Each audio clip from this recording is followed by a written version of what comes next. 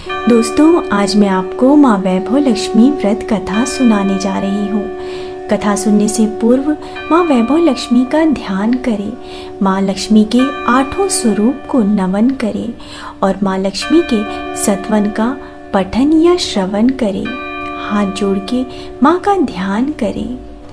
ओम या रक्तांबुजवासिनी विलसिनी चंडाशु तेजस्विनी या रक्तारुधिरांबरा हरिसखी या श्रीमन्नोलादिनी या रत्नाकर मंथनात् प्रकटितां विष्णु स्वागहिनी या मां पातु मनोरमा भगवती लक्ष्मीश्च पद्मावती। अर्थात जो लाल कमल में रहती हैं, जो अपूर्व कांति वाली हैं, जो असहनीय तेज वाली हैं, जो पूर्ण रूप से लाल है, जिसने रक्त रूप वस्त्र धारण किए हुए हैं, जो भगवान विष्णु को अति प्रिय है, जो लक्ष्मी मन को आनंद प्रदान करती हैं, जो समुद्र मंथन के समय प्रकट हुई हैं और जो विष्णु भगवान की पत्नी है, जो कमल से जन्मी है और जो अतिशय पूजनीय है, वैसी ही लक्ष्मी देवी आप मेरी रक्षा करें। अब माँ को नमन करते हुए पूर्ण भक्ति भावना से श्रद्धा पूर्वक कथा का श्रवण करें। एक बड़ा शहर था। उस शहर में लाखों लोग रहते थे। पहले के ज़माने के लोग साथ साथ रहते थे और एक दूसरे के काम आते थे, पर नए ज़माने के लोगों का स्वरूप ही कुछ अलग सा है। सब अपने अपने कामों में मग्न रहते हैं, किसी को किसी की परवाह नहीं। घर के सदस्यों को भी एक दूसरे की परवाह नहीं होती। भजन कीर्तन, भक्ति भाव, दया माया, परोपकार जैसे संस्कार कम हो गए हैं। शहर में बुराइयां बढ़ गई हैं। शराब, जुआ, रेस, व्यभिचार, चोरी, डकैती आदि बहुत से अपराध शहर में होते रहते थे। कहावत है कि हजारों निराशा में एक आशा की किरण छुपी होती है। इसी तरह इतनी सारी बुराइयों के बावजूद शहर में कुछ अच्छे लोग भी रहते थे। ऐसे अच्छे लोगों में शीला और उसके पति की गृहस्थी मानी जाती थी। शीला धार्मिक प्रकृति की और संतोषी थी। उसका पति भी विवेकी और सुशील था। शीला और उसका पति ईमानदारी से जीते थे। वे किसी की बुराई नहीं करते थे और प्रभु भजन में अच्छी तरह समय व्यतीत करते थे। उनकी गृहस्थी आदर्श गृहस्थी मानी जाती थी और शहर के लोग उनकी गृहस्थी की सराहना करते थे। शीला की गृहस्थी इसी तरह खुशी खुशी चल रही थी, पर कहा जाता है कि कर्म की गति अटल होती है। विधाता के लिखे लेख को कोई नहीं समझ सकता। इंसान का नसीब पल भर में राजा को रंक बना देता है और रंक को राजा। शीला के पति को पूर्व जन्म के कर्म भोगने बाकी रह गए होंगे कि वह बुरे लोगों से दोस्ती कर बैठा। वह जल्द से जल्द करोड़पति बनने के ख्वाब देखने लगा, इसीलिए वह गलत रास्ते पर चल निकला और करोड़पति बनने के बजाय रोडपति बन गया, यानी रास्ते पर भटकते भिखारी जैसी उसकी स्थिति हो गई। शहर में शराब, जुआ, रेस, चरस, गांजा आदि बदियां फैली हुई थीं। उसमें शीला का पति भी फंस गया। दोस्तों के साथ उसे भी शराब की आदत हो गई। जल्द से जल्द पैसे वाला बनने की लालच में दोस्तों के साथ रेस, जुआ भी खेलने लगा। इस तरह बचाई हुई धनराशि, पत्नी के गहने, सब कुछ रेस जुए में गंवा दिया। समय के परिवर्तन के साथ घर में दरिद्रता और भूखमरी फैल गई। सुख से खाने के बजाय 2 वक्त के भोजन के लाले पड़ गए और शीला को पति की गालियां खाने का वक्त आ गया। शीला सुशील और संस्कारी स्त्री थी। उसको पति के बर्ताव से बहुत दुख हुआ, किंतु वह भगवान पर भरोसा करके बड़ा दिल रखकर दुख सहने लगी। कहा जाता है कि सुख के पीछे दुख और दुख के पीछे सुख आता है, इसलिए दुख के बाद सुख आएगा ही। ऐसी श्रद्धा के साथ शीला प्रभु भक्ति में लीन रहने लगी। इस तरह शीला असहनीय दुख सहते सहते प्रभु भक्ति में वक्त बिताने लगी। अचानक एक दिन दोपहर में उसके द्वार पर किसी ने दस्तक दी। शीला सोच में पड़ गई कि मुझ जैसे गरीब के घर इस वक्त कौन आया होगा। फिर भी द्वार पर आए हुए अतिथि का सत्कार करना चाहिए, ऐसा आर्य धर्म के संस्कार वाली शीला ने खड़े होकर द्वार खोला तो देखा एक माँ जी खड़ी हैं। वे बड़ी उम्र की लगती थी, किंतु उनके चेहरे पर अलौकिक तेज दिख रहा था। उनकी आंखों में से मानो अमृत बह रहा था। उनके भव्य चेहरे से करुणा और प्यार छलक रहा था। उनको देखते ही शीला के मन में अपार शांति छा गई। वैसे शीला उस माँ जी को पहचानती न थी, फिर भी उनको देखकर शीला ने रोम रोम में आनंद छा गया। शीला माँ जी को आदर के साथ घर में ले आई। घर में बैठाने के लिए कुछ भी न था, अतः शीला ने सकुचा कर एक फटी हुई चादर पर उनको बिठाया। माँ जी ने कहा, क्यों शीला, मुझे पहचाना नहीं? शीला ने सकुचा कर कहा, माँ, आपको देखते ही बहुत शांति हो रही है। ऐसा लगता है कि मैं बहुत दिनों से जिसे ढूंढ रही थी वे आप ही हैं, पर मैं आपको पहचान न सकी। माँ जी ने हंसकर कहा, क्यों भूल गई? हर शुक्रवार को लक्ष्मी जी के मंदिर में भजन कीर्तन होते हैं, तब मैं भी वहाँ आती हूँ। वहाँ हर शुक्रवार को हम मिलते हैं। पति जब से गलत रास्ते पर चला गया था, तब से शीला बहुत दुखी हो गई थी और दुख की मारी वह लक्ष्मी जी के मंदिर में भी नहीं जाती थी। बाहर के लोगों के साथ नजरें मिलाते भी उसे शर्म आती थी। उसने दिमाग पर जोर दिया, पर वह माँ जी को पहचान न सकी। तभी माँ जी ने कहा, तू लक्ष्मी जी के मंदिर में कितने मधुर भजन गाती थी, अभी तू दिखाई नहीं देती, इसीलिए मुझे हुआ कि कहीं तू बीमार तो नहीं हो गई ना। ऐसा सोचकर मैं तुझसे मिलने चली आई। माँ जी के अति प्रेम भरे शब्दों से शीला का हृदय पिघल गया। उसकी आंखों से आंसू बहने लगे। माँ जी के सामने वह बिलख बिलख कर रोने लगी। यह देखकर माँ जी शीला के नजदीक आई और उसकी सिसकती पीठ पर प्यार भरा हाथ फेर कर सांत्वना देने लगी। माँ जी ने कहा, बेटी, सुख और दुख तो धूप और छांव जैसे होते हैं। सुख के पीछे दुख आता है तो दुख के पीछे सुख भी आता है। धैर्य रखो बेटी, और मुझे क्या परेशानी है यह बताओ। अपने दुख की बात मुझे सुनाओ। तेरा मन भी हल्का हो जाएगा और तेरे दुख का कोई उपाय भी मिल जाएगा। माँ जी की बात सुनकर शीला के मन को शांति मिली। उसने माँ जी से कहा, माँ, मेरी गृहस्थी में भरपूर सुख और खुशियाँ थी। मेरे पति भी सुशील थे। अचानक हमारा भाग्य हमसे रूठ गया। मेरे पति बुरी संगत में फंस गए और बुरी आदतों के शिकार हो गए तथा अपना सब कुछ गंवा बैठे तथा हम रास्ते के भिखारी जैसे बन गए। यह सुनकर माँ जी ने कहा, ऐसा कहा जाता है कि कर्म की गति न्यारी होती है। हर इंसान को अपने कर्म भुगतने ही पड़ते हैं, इसलिए तू चिंता मत कर। अब तू कर्म भुगत चुकी है, अब तुम्हारे सुख के दिन अवश्य आएंगे। तू तो माँ लक्ष्मी जी की भक्त है और माँ लक्ष्मी जी तो प्रेम और करुणा की अवतार हैं। वे अपने भक्तों पर हमेशा ममता करती हैं, इसलिए तू धैर्य रखकर माँ लक्ष्मी जी का व्रत कर, इससे सब कुछ ठीक हो जाएगा। माँ लक्ष्मी जी का व्रत करने की बात सुनकर शीला के चेहरे पर चमक आ गई। उसने पूछा, माँ लक्ष्मी जी का व्रत कैसे किया जाता है, वह मुझे समझाइए, मैं यह व्रत अवश्य करूंगी। माँ जी ने कहा, बेटी, माँ लक्ष्मी जी का यह व्रत बहुत सरल है। इसे वर लक्ष्मी या वैभव लक्ष्मी व्रत भी कहा जाता है। यह व्रत करने वाले की सब मनोकामनाएं पूर्ण होती हैं। वह सुख, संपत्ति और यश प्राप्त करता है। ऐसा कहकर माँ जी वैभव लक्ष्मी व्रत की विधि कहने लगी। बेटी, वैभव लक्ष्मी व्रत वैसे तो सीधा साधा व्रत है, किंतु कई लोग यह व्रत गलत तरीके से करते हैं, अतः उसका फल नहीं मिलता। कई लोग कहते हैं कि सोने के गहने की हल्दी कुमकुम से पूजा करो, बस व्रत हो गया, पर ऐसा नहीं है। कोई भी व्रत शास्त्रीय विधि से करना चाहिए, तभी उसका पूर्ण फल प्राप्त होता है।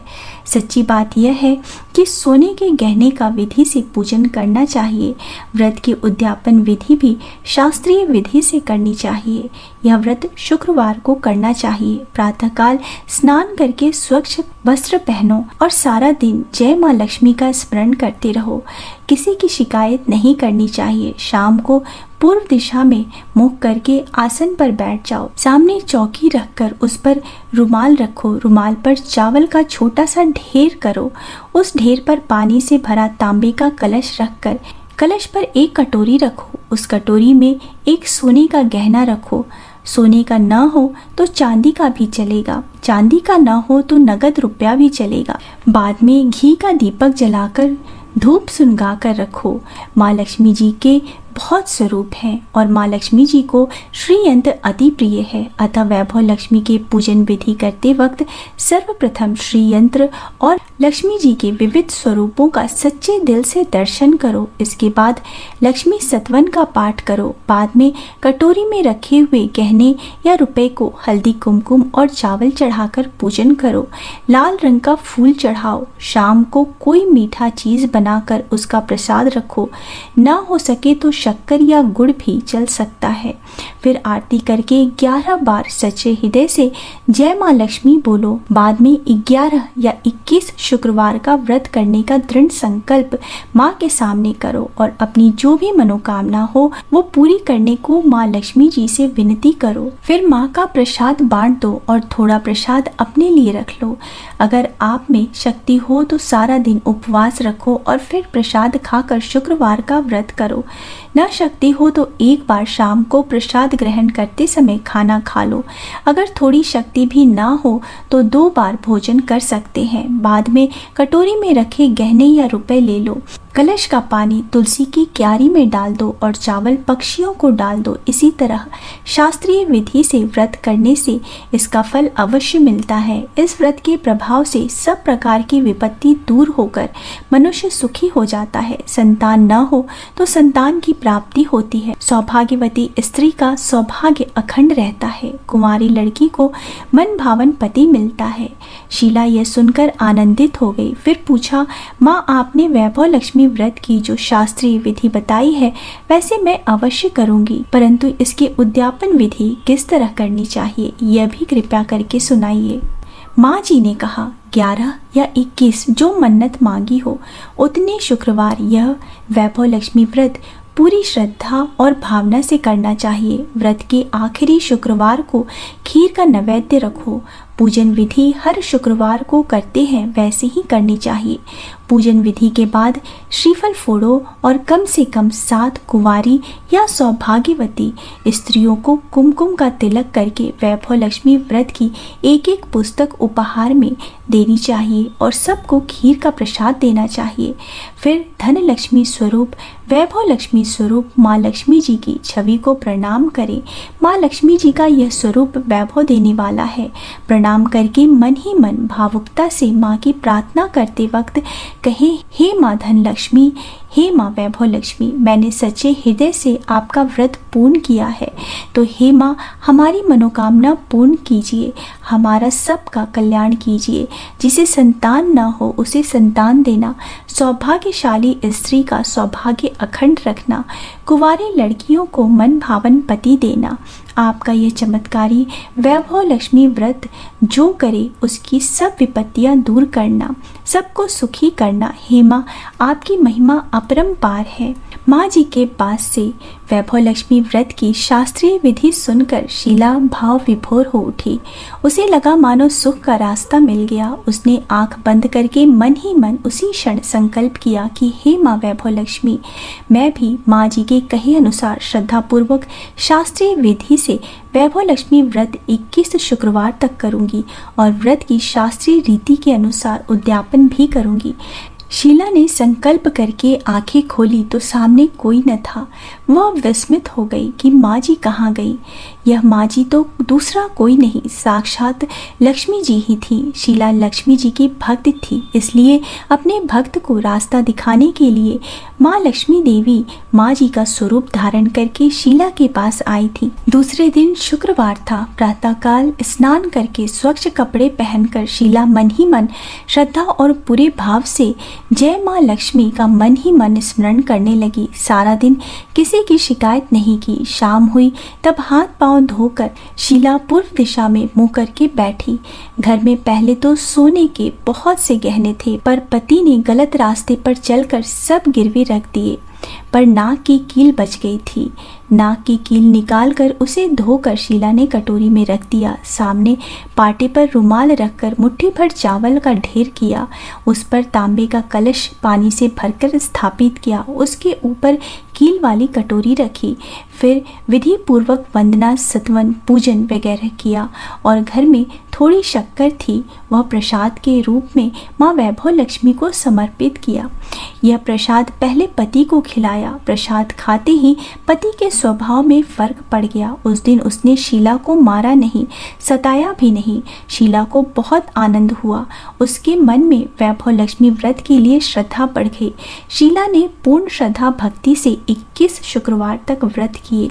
21वें शुक्रवार को विधि पूर्वक उद्यापन विधि करके 7 स्त्रियों को वैभव लक्ष्मी व्रत की 7 पुस्तकें उपहार में दी। फिर माता जी के धन लक्ष्मी स्वरूप की छवि को वंदना करके भाव से मन ही मन प्रार्थना करने लगी।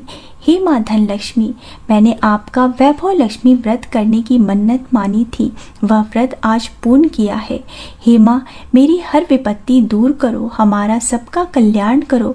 जिसे संतान न हो उसे संतान देना, सौभाग्यवती स्त्री का सौभाग्य अखंड रखना, कुंवारी लड़की को मन भावन पति देना। जो कोई आपका यह चमत्कारी वैभव लक्ष्मी व्रत करे उसकी सब विपत्ति दूर करना, सबको सुखी रखना। हे माँ, आपकी महिमा अपरंपार है। ऐसा बोलकर लक्ष्मी जी के धन लक्ष्मी स्वरूप की छवि को प्रणाम किया। इस तरह शास्त्रीय विधि से शीला ने श्रद्धा से व्रत किया और तुरंत ही उसे फल मिला। उसका पति सही रास्ते पर चलने लगा और अच्छा आदमी बन गया तथा कड़ी मेहनत से व्यवसाय करने लगा। धीरे धीरे समय परिवर्तित हुआ और उसने शीला के गिरवी रखे गहने छुड़ा लिए। घर में धन की बाढ़ सी आ गई। घर में पहले जैसे सुख शांति छा गई। वैभव लक्ष्मी व्रत का प्रभाव देखकर मोहल्ले की दूसरी स्त्रियां भी शास्त्रीय विधि से वैभव लक्ष्मी का व्रत करने लगी। हे माँ वैभव लक्ष्मी, आप जैसे शीला पर प्रसन्न हुई उसी तरह आपका व्रत करने वाले सब पर प्रसन्न होना, सबको सुख शांति देना। जय धन लक्ष्मी माँ, जय वैभव लक्ष्मी माँ।